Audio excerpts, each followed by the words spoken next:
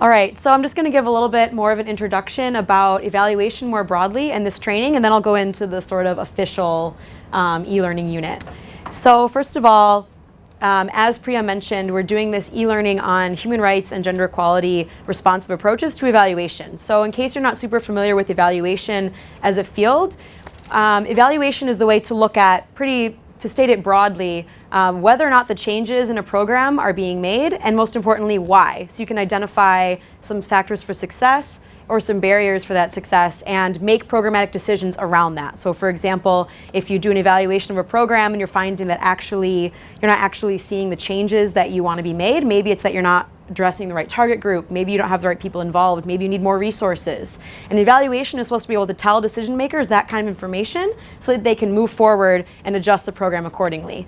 Most people think that evaluation is just about, putting together a report, throwing some numbers in there and sending it off to the donor, and that's the end. But in fact, as we'll see in this unit that I'm about to present on evaluation use, it's meant to be much more utilized by decision makers to really improve programming and not just to be for reporting and then everybody forgets about it. Okay, so as Priya mentioned, this is just one unit in a broader training about human rights and gender equality approaches to evaluation. So what does that mean, human rights and gender equality in evaluation?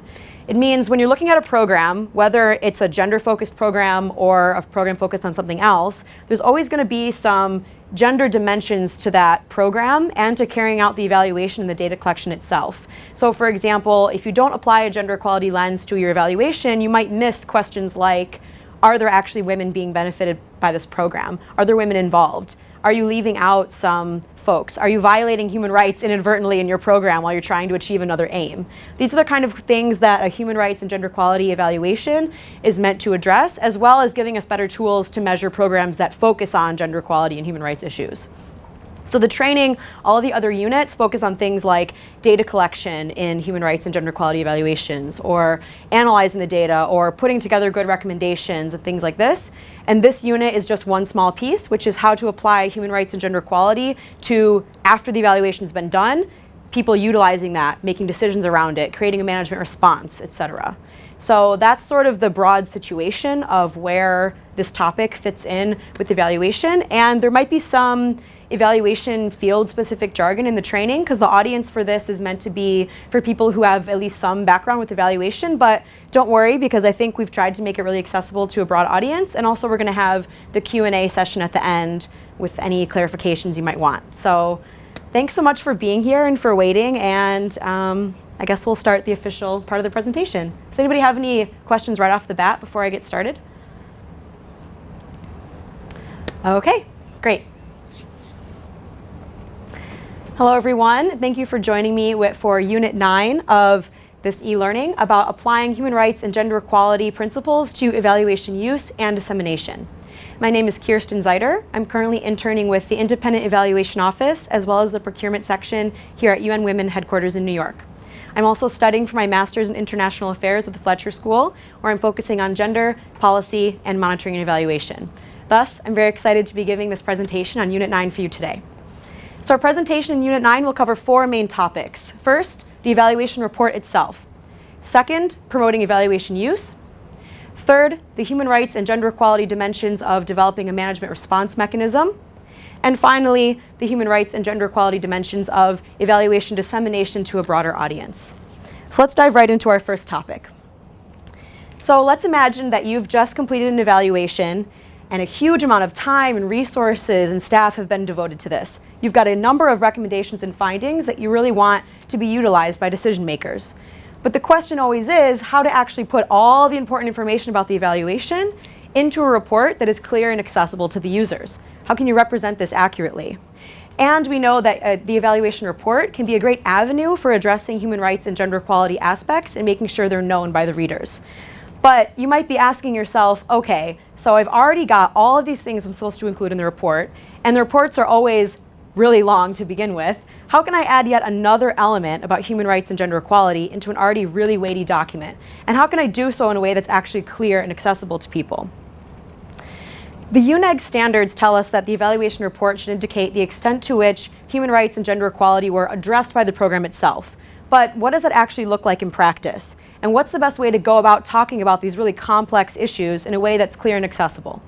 That's what we hope to address in this section of the unit. So first, what are some of the key human rights and gender equality dimensions that should be included in your evaluation report? What it all just comes down to is describing how the program, or whatever your evaluand in this case might be, was or was not responsive to human rights and gender equality considerations. To make that a bit more specific, here are some key things that the UNEG guidance identifies as important for including in the report.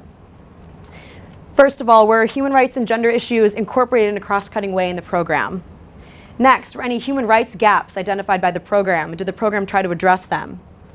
Did the program pay attention to the ways in which it was affecting women or marginalized groups differently? Was the program itself informed by any human rights treaties or gender equality treaties or instruments? To what extent did the program identify any human rights claims in its justification or in carrying out the program? And finally, how did it monitor all of these results in a way that was framed by a human rights understanding? Again, all of these things just come down to the basics of human rights and gender equality analysis, which we covered a great deal in previous units of this e-learning. But of course, how much you're actually able to include all of this is really going to depend a lot on the extent to which human rights and gender equality were actually incorporated into the program in the first place, and how much the evaluation was able to devote time and energy to these issues, right? Let's think about an example.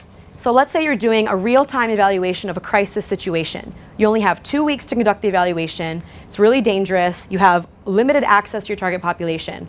How are you supposed to carry out a full human rights and gender equality analysis? It might not be possible, right? So you might only address one aspect, maybe human rights and gender equality in protection, for example. And that's okay. The important thing is that the evaluation report just clearly state, we didn't have very much resources to do human rights and gender equality analysis, but here's what we did find. So, all right, we know what the basic elements are to include in the evaluation report, but the question always is how to present this information in a way that actually makes sense and doesn't become overly convoluted, right? One common question is always whether to include human rights and gender equality as a standalone section in the report to give it due prominence, or to integrate it in all the sections of the report to show how human rights and gender equality have implications for all sections of an evaluation.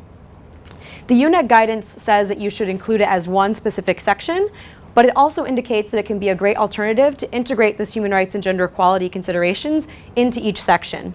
So what that would just mean is that for each section of the evaluation report, like the methodologies, the conclusions, you would indicate how human rights and gender equality were relevant to that specific section, how it impacted the work you did, and how it should influence how we interpret the results. So to give you an illustration of what that could look like in one section of the report, we'll just take one specific section and talk about what human rights and gender equality principles could be included there to give you some idea. So for the section of the report that is called Object of the Evaluation, what this just means is describing the program that you evaluated. What you're going to look at is how human rights and gender equality were addressed by that program. So, for example, did the logic model informing the program or the results chain refer to these issues? Were there actual resources dedicated to human rights and gender equality concerns? What stakeholder groups were engaged in the program and which ones might have been left out? And did those fall along gender or human rights lines? And so while these things might seem really obvious for a program that is focused on gender equality or human rights, it's going to be a lot more difficult for a program that didn't focus on those issues, right? And what it's going to mean is identifying any specific steps that were or were not taken to address women and marginalized groups, for example, or to really highlight the human rights claims that were at stake in the program. So you can do the same thing for all the other sections of the evaluation reports. You have the section describing the purpose, objectives, and scope. You can identify the human rights and gender equality issues there, for the methodologies, for the findings, for the conclusions. And for a full breakdown of how you can incorporate these elements into each section, you can go ahead and download the resource called Content and Standards for Evaluation Report from this e-learning. All right, so let's imagine now the report is ready. Okay, it's been drafted, commented on, sent back for a redraft, perhaps another round of comments and editing, and eventually finalized after all this negotiations, and it represents months of hard work by your evaluation team. And let's just say a lot of care has been taken into making it clear and accessible, and you were able to incorporate all these human rights and gender equality considerations into it. Sounds great, right? But the question now is always how to make sure that this report is actually utilized and not put on a shelf somewhere. So we know that effective evaluation can be a powerful tool to promote organizational learning, accountability, and change. But the impact of that evaluation exercise is really only determined by how much that new knowledge gained through the evaluation is utilized by decision makers and put into action. And the last thing we want as an evaluator is for the report to just be filed away somewhere, never read by anybody, and nothing ever comes of it, right? But how can we actually promote evaluation use? That's a subject we'll move to next. We'll talk first about how human rights and gender equality have specific considerations for why evaluation use is important. And we'll also talk about some factors that really help promote evaluation use. So the UNEG guidance has identified 3 factors that can serve as preconditions for effective evaluation use. First, involving internal and external stakeholders of the program. Second, developing quality evaluation recommendations. And third, evaluation credibility. And we'll discuss each one of these briefly now. So the first factor contributing to effective evaluation use is involving the stakeholders. So it's fundamental, if the evaluation is going to be used, that the primary audience of that evaluation is going to feel ownership to and commitment to the evaluation recommendations. Otherwise, it's probably not going to be used if they don't actually feel that that they own it, right? So this audience could be intervention staff, partners, any human rights holders, you name it. And a sense of ownership is going to come from the users being actively involved in the decision making throughout the evaluation process. You don't just deliver a report to somebody and say, here you go. They should be involved in the entire process in some way to increase ownership. And that ownership is going to be really useful when down the road you're trying to implement management response mechanisms in response to the evaluation to get people really on board to make those changes to the program. And as has been emphasized throughout the other units of this training, the meaningful engagement of these stakeholders, particularly women in marginalized groups, is a core principle of the human rights-based approach and to gender equality mainstreaming. And if you've incorporated these human rights and gender equality principles throughout the evaluation already, in the ways we mentioned in the other units of this e-learning, you'll already have the groundwork laid for this step, and it'll be that much easier to promote evaluation use. So in an ideal world, that all happened, right? Human rights and gender equality principles are integrated throughout the evaluation, and everything was inclusive. But we know that doesn't always happen in real life, right? There's obstacles, things get missed. So what do you do if the evaluation was not participatory and inclusive in the first place? The UNEG guidance tells us it's even more important that we consider these elements at the use stage. And there are some specific steps that you can take to get some critical, albeit perhaps late, input from various stakeholders at the evaluation use stage. So for example, you can identify who your target audience is for the evaluation as soon as possible so that you can give them enough time to provide any additional input. And you should tailor your evaluation products. This is like the evaluation report or any documents with the recommendations and findings to that target audience to make sure it's relevant to them so they're actually going to pick it up and utilize it. And then you can use that stakeholder involvement to give their input after the fact. So maybe in the evaluation itself, you didn't have as much input from a wide range of stakeholders, but in the management response mechanism, for example, you can have that late involvement that can kind of add some inclusivity at the end of the process. So the second factor that contributes to good evaluation use is having quality evaluation recommendations. So what is a quality recommendation? It's relevant to the program and actionable. It includes a target group for each recommendation, so who's going to carry out each recommendation. And it has priorities for action, so which one of these recommendations is most important and most critical for the program to do now. And it's also critical that all of these recommendations are accessible to a variety of target audiences, and that could involve some human rights and gender equality considerations as well. And in this case, the evaluation manager can really highlight the human rights and gender equality dimensions to all recommendations, even ones that don't directly have an obvious gender component to them. And the third factor that we'll talk about for evaluation use is evaluation credibility. And this one's really important, right? Because if an evaluation report is not considered to be credible, then it's most likely not going to be acted upon, right? And this is even more important when we're talking about human rights and gender equality evaluations because they're probably tackling some sensitive political and social issues due to the subject nature of the evaluation. So we know that credibility can usually be increased through validation of results, involvement of stakeholders, and participation, and both of which are going to include stakeholder groups to foster ownership and buy-in. But there are some specific human rights and gender equality considerations that we need to think about when it comes to credibility. Let's think about it for a minute. If you have an evaluation that addressed human rights and gender equality issues, why is credibility more important? Well, it could be addressing power relationships. It can empower new communities that weren't involved in a program before. It could point to a way that our decision-making process needs to be reframed, or the design of a program needs to be completely revamped. And they often consider political and social factors that have to do with power dynamics, which can be some pretty challenging stuff for a program to deal with, right? So thus, the evaluator and the evaluation manager really need to be aware from the very beginning that their findings and recommendations are likely to be challenged based on this inherently political nature of the evaluation itself, and take some steps in light of that. So it's in this way that evaluation credibility really takes on a heightened importance for human rights and gender equality, to make sure that these important, albeit challenging, recommendations are actually taken seriously and acted upon. And so the main idea for all three of these factors is that, yes, the evaluation process needs to be transparent, rigorous, inclusive, and participatory, but also human rights and gender equality evaluations require an even more careful consideration of the politics surrounding everything, especially for credibility, to ensure that the evaluation is actually utilized in an effective way. All right, so following our discussion of evaluation use really broadly, we're going to look a little bit more specific about one specific mechanism for evaluation use, and that's the management response. So a management response mechanism is going to identify what practical actions are going to come out of the evaluation recommendations. What are we going to change or keep doing? And it should identify some specific actions, establish clear roles and responsibilities, and outline a time frame for when these things are actually going to be completed. And evaluation managers can play a really important role in shaping the response process around these human rights and gender equality principles of inclusion, participation, empowerment, and non-discrimination.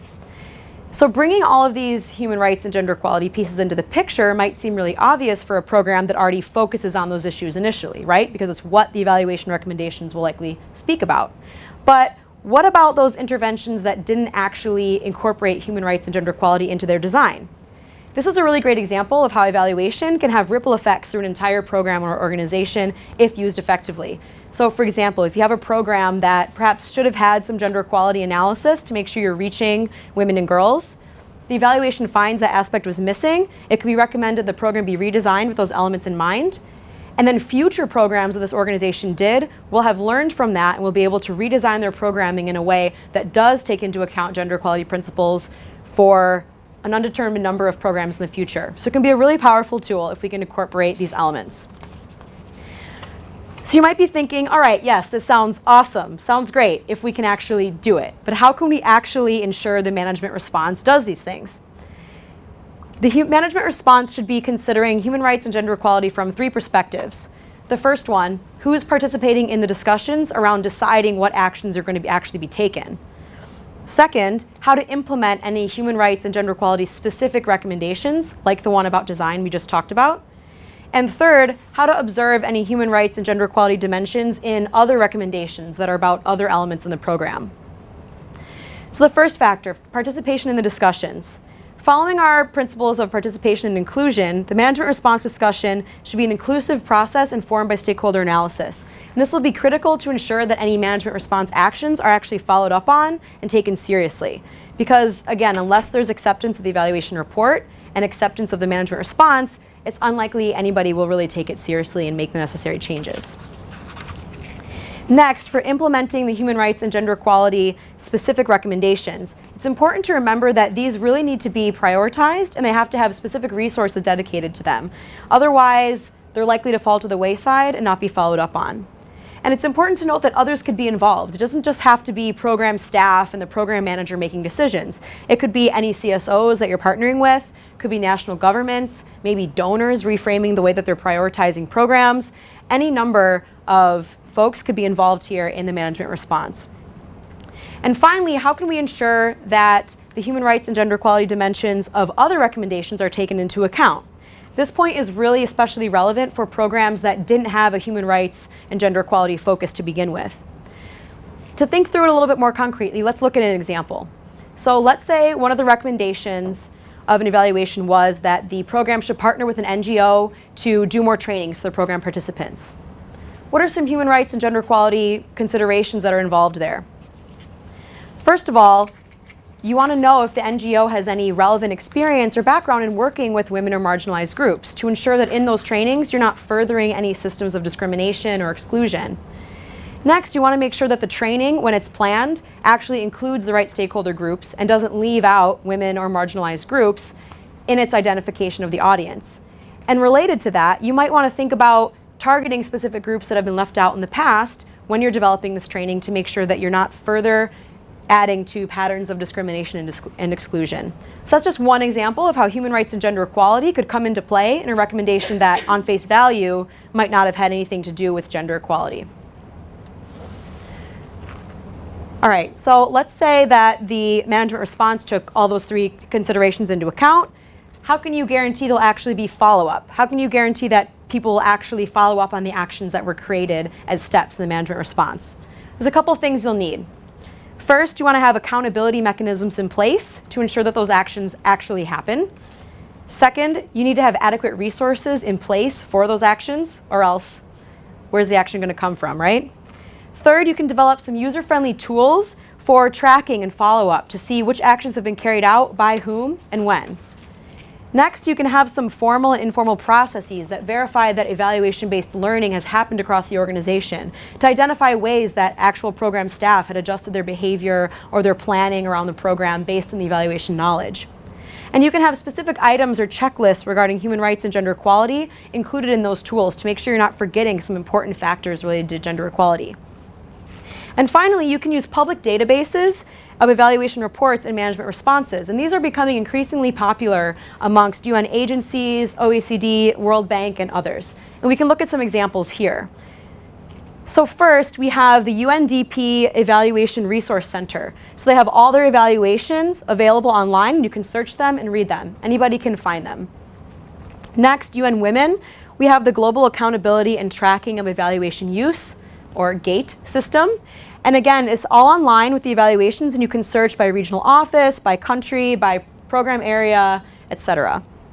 Similarly, UNICEF has an evaluation database, and this is categorized by different themes. So this one here you have categorized by child rights. And you can look at whatever program area you're interested in.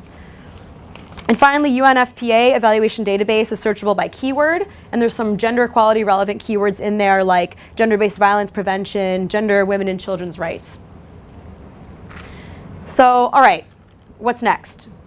We've got our evaluation report, our response mechanisms to the report are put in place, we've got our actions laid out, and now we want to make sure this evaluation is actually utilized by a wider audience. Maybe there are other folks not involved in the program who might find the results of this evaluation interesting for their work, right? A discussion of the dissemination strategy and how it relates to human rights and gender equality will be our next and last topic for this unit. So the main idea for a dissemination strategy is to effectively distribute the evaluation findings in the most accessible, inclusive, and transparent way possible. And the findings and recommendations need to be available to a broad audience that extends beyond those that are involved in the intervention. What does that mean? It means that we have to use language that is easily understood by folks that may not be working in that thematic area or may not be familiar with evaluation. So taking out some of that jargon and technical language to make it really clear to a broad audience. So one example of a creative dissemination strategy that does just that is the new Transform magazine by the Independent Evaluation Office here at UN Women. And it aims to make lessons learned on what works and what doesn't work for gender equality available to a broad audience in a magazine-type format.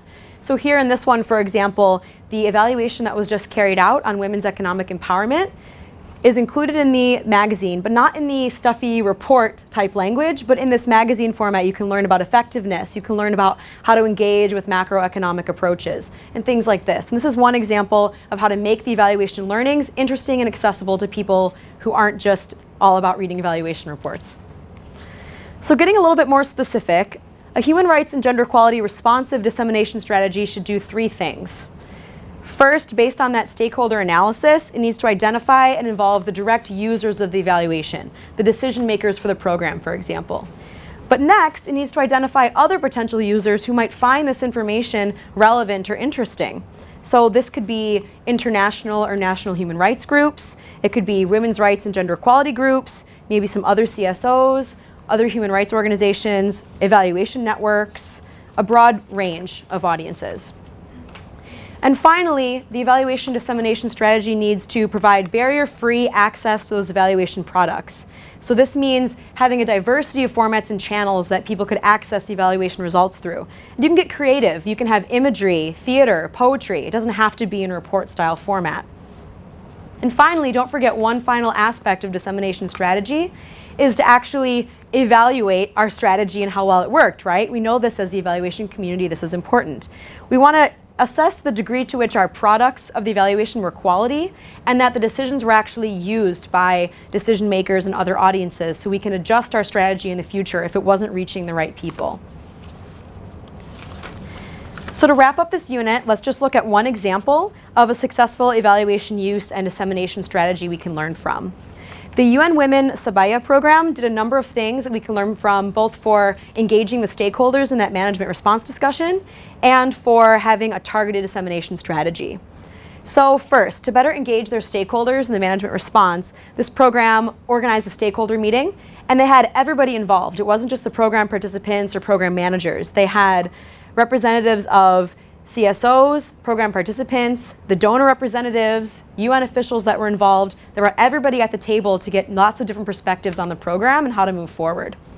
And in that meeting, they didn't just use traditional ways of discussing. They had presentations, they had a movie, they had an awards ceremony, all of this in addition to the standard discussions to really engage different stakeholder groups who were involved. And finally, as a result of this meeting, the notes weren't just taken and filed away somewhere. They actually used the results of these conversations to inform the decision-making process around what steps the program had to take in order to become more effective. And they also had some great things for their targeted dissemination of the evaluation to the broader audience. And you can sort of think of these items as a checklist for things to think about when you're planning on disseminating an evaluation.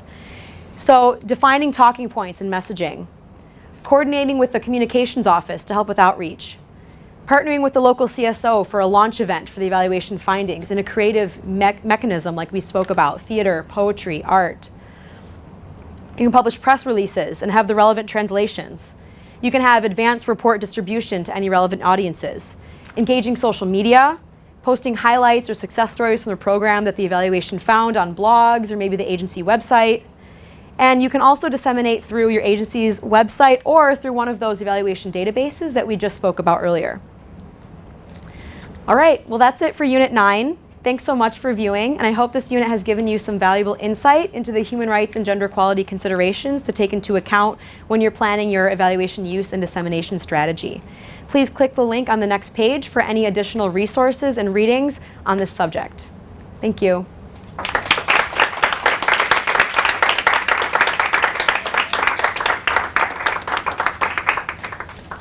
So that ends the sort of really formal part of the presentation that will be included online. And I wanted to open it up for any question and answer